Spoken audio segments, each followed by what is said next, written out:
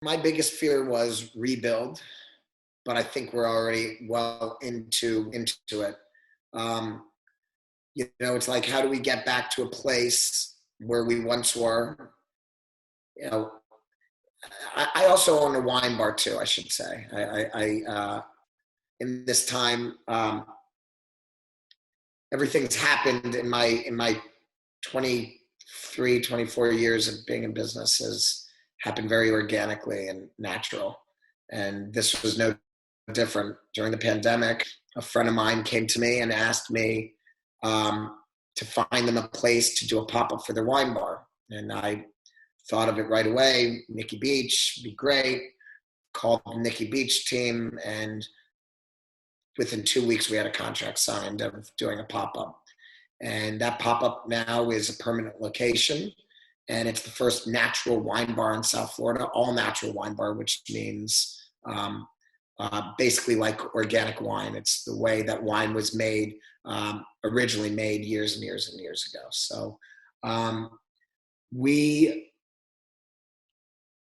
I always tried to find something to keep my head busy because as a creative person, and before the business, I'm a very creative person. I like to do things that challenge me. I like to do things that last and is not just a one-time thing.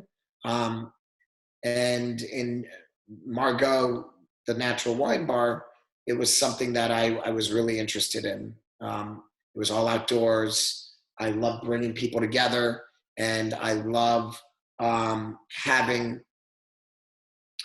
people gather around something you create. That goes hand in hand with my photo business because I've done it before where I'll create an event and bring all these people, and then all of a sudden what gets the word out is World Red Eye, what shows all the post event photos, World Red Eye, which is done by photographers, and there's a very happy marriage in everything I do with World Red Eye. And so moving forward, I want to find more ways to do things that definitely expand what World Red Eye does. We're always looking for new ways to recreate ourselves. Through this, WRE Cares came about, and it will not go away, but we will find other ways to help the community through photos and photography and videography. And that's something that Jessica and I are going to be working on shortly, of how to keep WRE Cares in people's hearts, because that's something. I don't want to brag, but we were the first people to get off our asses and do something with the pandemic. We were the first ones to really try to change the perception of being sorry and sad for yourself and helping others. Because like a lot of me and my friends, we have a lot more than other people do.